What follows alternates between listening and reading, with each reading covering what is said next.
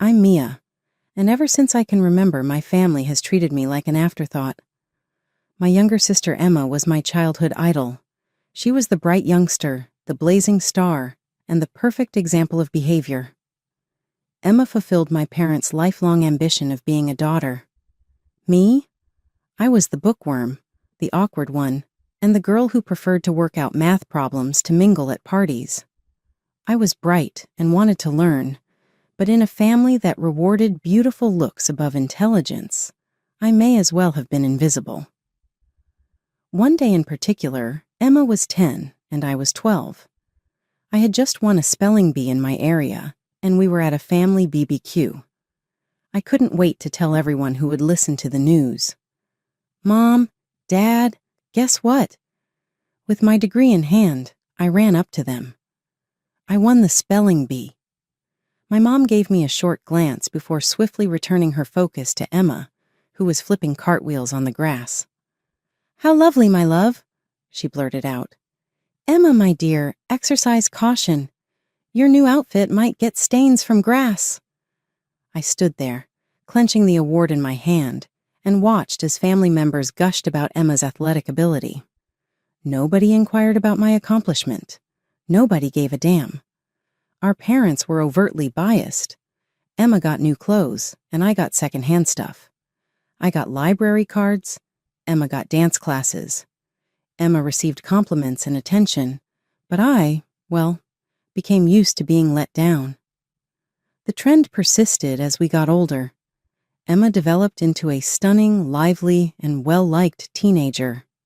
I went deeper and deeper into my books and mathematics, seeking comfort in universes where ability was more important than charisma. In our home, the phrase, "Mia, why can't you be more like your sister?" became a running joke.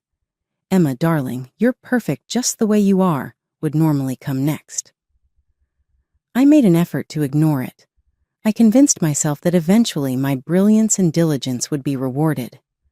I'd prove to them all one day that I was valuable too. I put myself into my studies with fresh zeal as I started high school. I was resolved to succeed, to make accomplishments so noteworthy that my parents would be forced to acknowledge them. However, it seemed like I was losing the struggle against Emma's radiant popularity. I felt I had achieved the apex of my academic career when I won the state math competition in my junior year of college. The most intelligent people were competing against each other in a taxing game of logic and numbers. I had a wave of joy and hope when they announced that I had won. "I've done something truly exceptional," I thought to myself at last. That day, I ran home with the trophy in hand, excited to tell my family the good news. However, when I burst through the door, Emma was trying on a new costume, and my parents were swarming about her, as was the typical scene. "Mom, Dad, guess what?" I exclaimed, giddy with anticipation. "I won the state math competition." With a distracted smile, my mother looked up. "Well, sweetie, that's nice. Emma, please turn around, honey. Let's see the rear view of it." My father was fiddling with Emma's outfit, and he never even looked up. "Well done, Mia. Emma, are you certain that this size fits? It appears to be somewhat snug across the shoulders." I felt completely defeated as I stood there with my prize in hand. However, the state competition is on. I outperformed hundreds of other pupils. With barely any attention, my mother responded, "That's great, sweetie. This weekend, Emma has a major performance. We must ensure that everything is flawless." And just like that, Emma's current project eclipsed my moment of victory once more. I went back to my room and set the trophy down on my desk, where it accumulated dust and no one else saw it but me. I put my entire being into each essay and form when it came time to apply to colleges. I was committed to securing admission to the top school in order to establish my value. I'll never forget the day the admission letters came in. With a full scholarship, I was accepted to a prominent university to study financial analysis. As I read the letter, my hand trembled, and tears of relief and happiness streamed down my face. Emma was stretched out on the couch between my parents and me when I found them in the living room. I got in. My voice quivered with emotion as I spoke. Full scholarship to study financial analysis at... Oh my God! Emma leaped off the couch and let out a sharp yell. I forgot I need a new costume for my performance next week, and the spotlight moved in an instant. My parents jumped up and grabbed their wallets and keys. With the acceptance letter tightly clenched in my palm, I stood in the deserted living room and watched the car pull out of the driveway. They returned late that evening, carrying suitcases brimming with Emma's new outfit and accoutrements. My approval? It was never brought up again. Emma's life changed as I pushed myself into my undergraduate coursework. She registered at the nearby community college, prioritizing her social life over her studies. She didn't take long to begin dating John, her love from high school.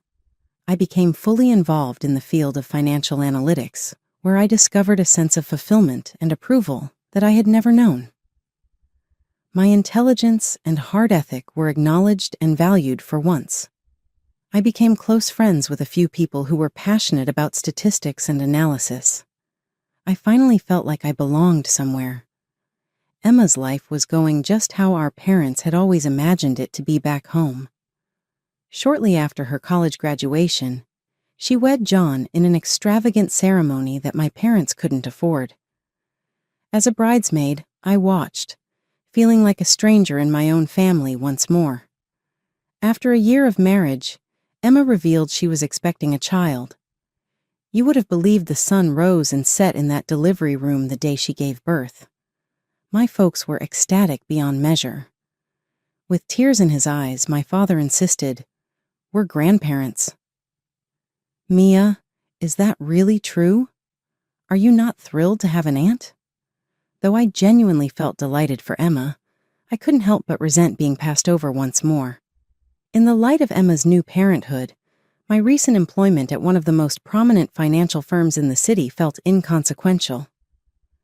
The cycle continued when Anthony was born 2 years later.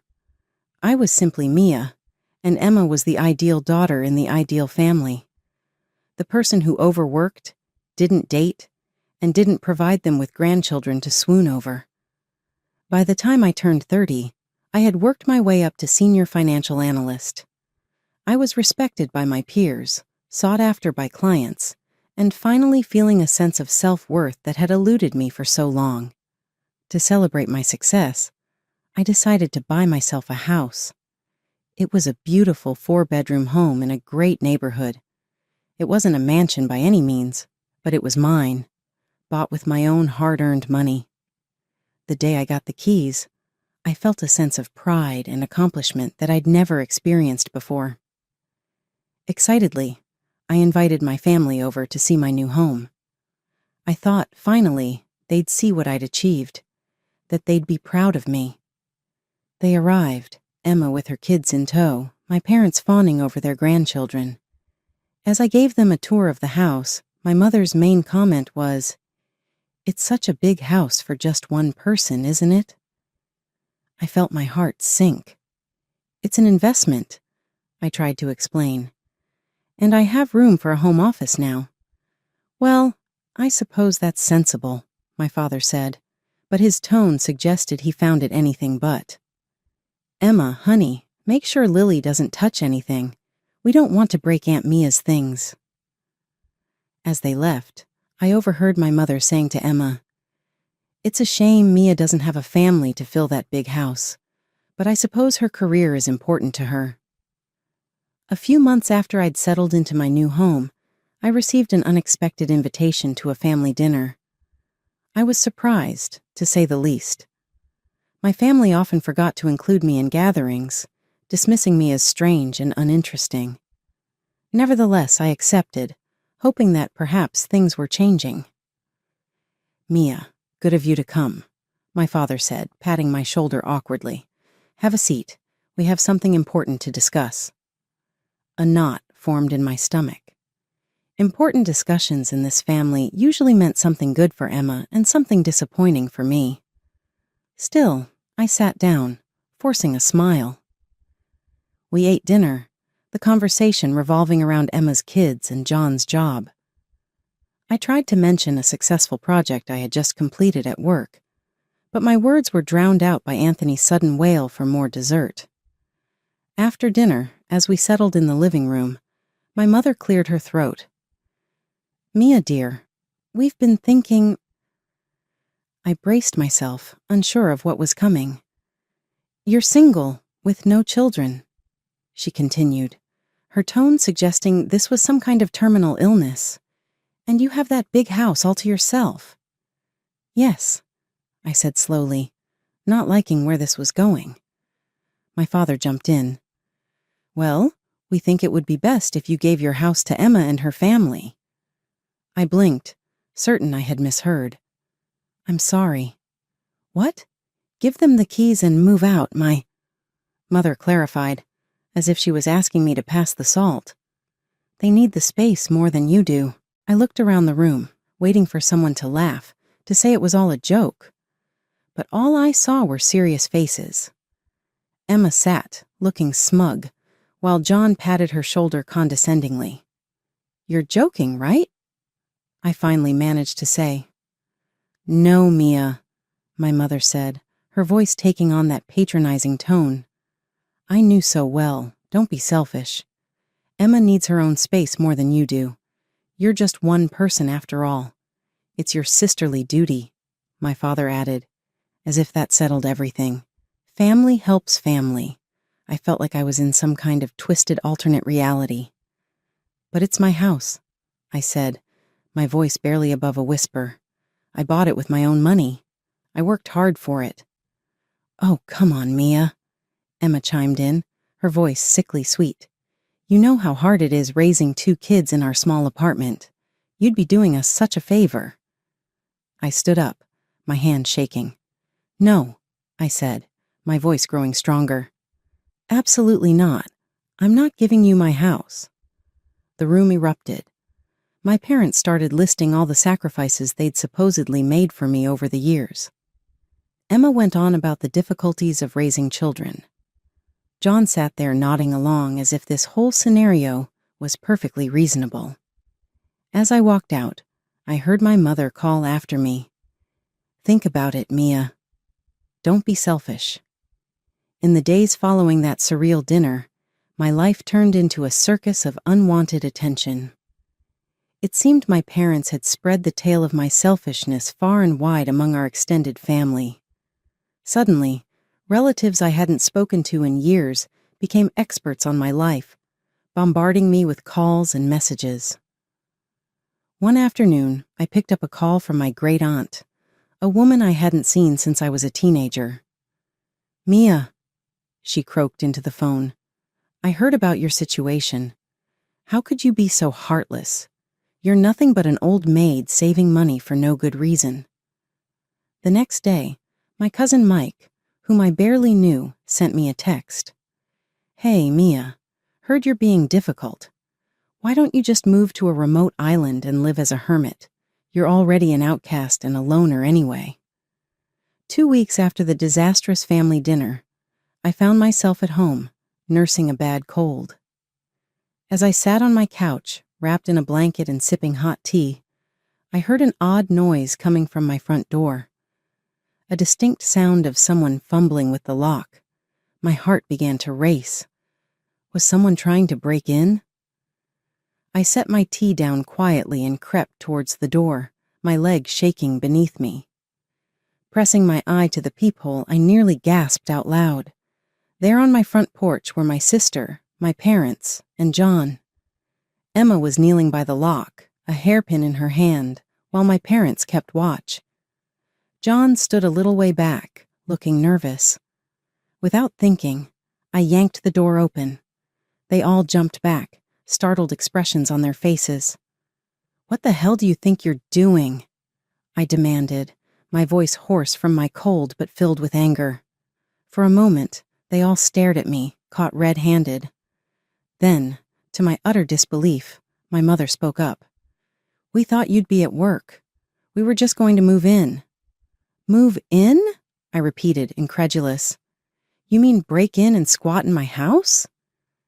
"Now, Mia," my father interjected, "we knew you wouldn't have called the police on us. We're family after all. I looked past them and saw a car parked in my driveway, loaded with boxes and suitcases. They had actually planned to move in behind my back. "Get off my property," I said, my voice low and dangerous. "Now, or I will call the police." I pulled out my phone and dialed 911, holding it up so they could see. "Last chance," I said. "Leave now." They stared at me for a long moment, disbelief written across their faces. Then slowly, they began to retreat. I watched them drive away, my whole body shaking. Once they were out of sight, I closed the door, locked it, and slid down to the floor, my back against the solid wood. The very next day, I contacted a security company and had surveillance cameras installed around the perimeter of my property. These weren't just any cameras. They came with a voice recording function. But technology alone wasn't enough. I'd always wanted a dog, and now I had the perfect reason to get one. I headed to the local animal shelter, determined to find a companion who could also serve as a guardian. That's where I met Max. He was a large mixed-breed dog with intelligent eyes and a wary demeanor. The shelter worker told me his story. He'd been abandoned by his previous owners for being too protective. I saw past his gruff exterior to the loyal, loving dog underneath. Max and I bonded quickly. At home, he was gentle and affectionate, always by my side. But when strangers approached the house, he transformed into a vigilant guardian, his deep bark a warning to anyone who might think of trespassing. I set up a beautiful kennel in the backyard for Max, complete with a cozy doghouse and plenty of toys. He seemed to love it, often lounging in the sun-dappled grass when he wasn't patrolling the perimeter. For 2 months, life was peaceful. But a work emergency called me out of town for a weekend. I was reluctant to leave, but my neighbor, Mrs. Johnson, assured me she'd take good care of Max. She adored him, often bringing him treats and taking him for walks when I worked late. I left feeling relatively at ease. But on the second night of my trip, my phone rang. It was Mrs. Johnson, and she sounded frantic. "Mia, dear, there's been an incident," she said, her voice shaking. "Max, he bit a stranger. Chased them right out of the yard and down the street. The police are here now." I caught the first flight back, my mind whirling with possibilities. When I arrived home, I was met with a scene straight out of my nightmares. My parents' car was parked in front of my house. Emma was there, looking both angry and smug, and to my horror, there were 2 police officers standing in my driveway. I approached cautiously. "What's going on here?" One of the officers stepped forward. "Ma'am, we've had a complaint about your dog attacking someone. Can you tell us what happened?" Before I could respond, Emma cut in. "Her monster of a dog attacked my husband, jumped right over the fence and bit him. He could have been killed." Suddenly, everything clicked into place. The bite. It had been John.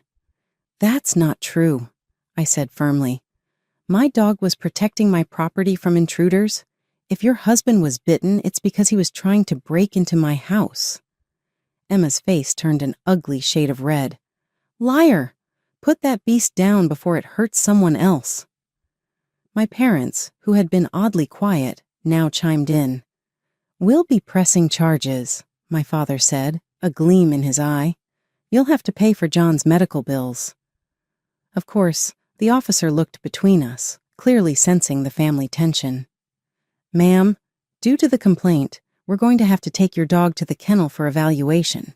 If he's deemed aggressive, he may have to be put down."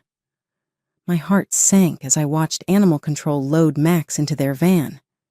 He looked at me with confused, sad eyes, and I felt tears well up in my own. As the officers and animal control drove away, my mother approached me in a low voice. "You know, Mia, all of this could have been avoided if you'd just given us the house. It's not too late. Give us the house and we'll drop the charges. Otherwise," she continued, "well, you know what happens to aggressive dogs."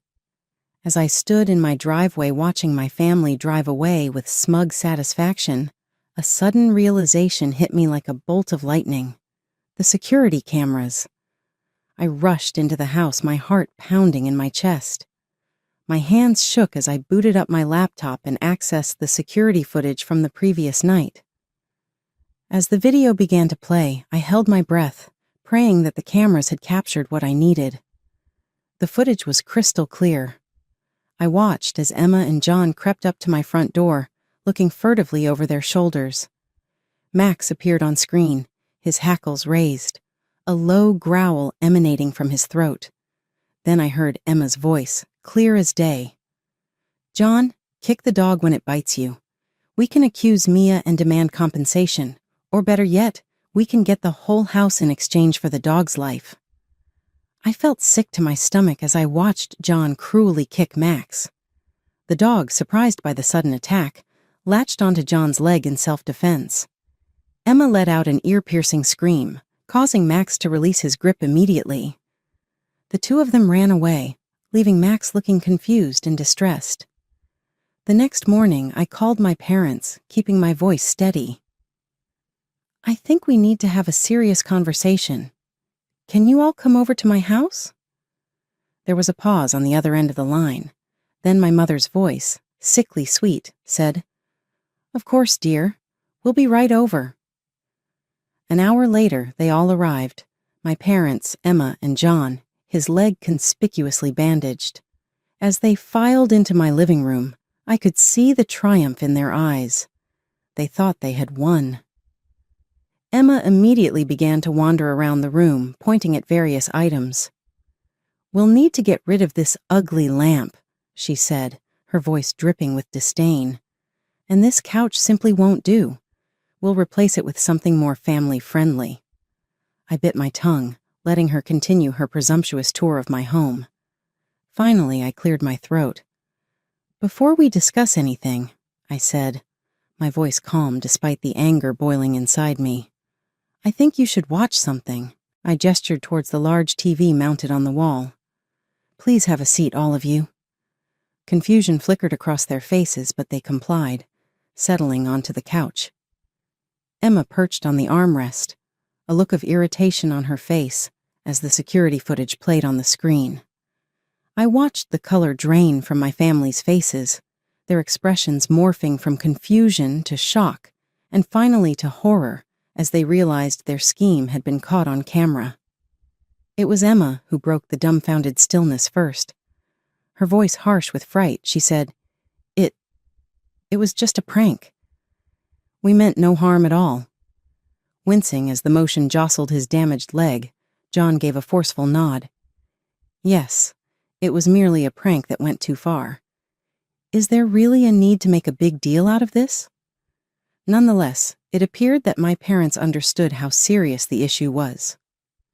With a pale face, my father bent over.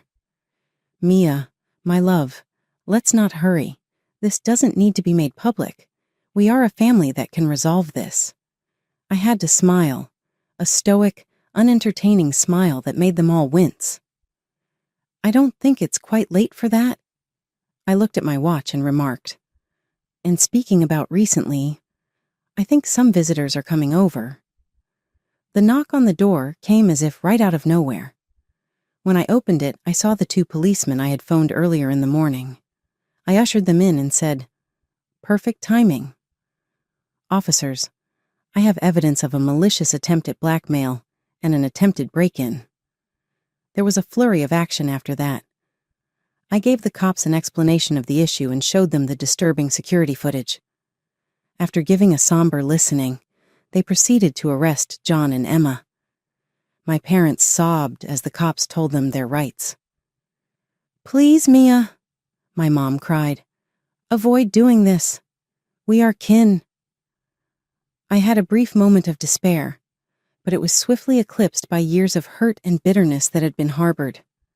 I responded coldly, "You ought to have considered that before attempting to steal my house and harm my dog." "I believe it's time for you to go." Weeping, they followed Emma and John as they were led to the police cruiser. I went to the animal shelter to bring Max home that evening, feeling as though a weight had been lifted off my shoulders. His tail was wagging wildly as he showered my face with kisses, clearly thrilled to see me. I gave him a strong hug and muttered, "Let's head home, buddy." The weeks that followed flew by. After being detained, Emma and John were put on trial. Using the unambiguous footage from my security cameras, they were found to have attempted both extortion and breaking and entering. They were given suspended sentences and a heavy fine, which I was rewarded. I decided to break up all contact with my close family members. Still, I thought it crucial that the rest of the family be made aware of the reality. I forwarded copies of the security footage and a thorough report of what had happened to all of our family. The outpouring of support was tremendous. Once critical of my self-centeredness, aunts, uncles, and cousins now offered words of support and contrition. Emma and John, my parents, were shunned at family get-togethers because of an action that not even the most understanding relatives could forgive. For my part, things started to get better. I kept getting better at what I did, and I was happier than ever at what I did. Max and I created a cozy routine and took pleasure in taking lengthy walks in the neighborhood park. I got to know Greg, a generous software developer with a golden retriever named Luna, during one of these walks. We bonded over our mutual love of dogs and our shared experiences growing up in challenging homes right away. After exchanging numbers, we started dating, and every day that went by, our relationship became stronger.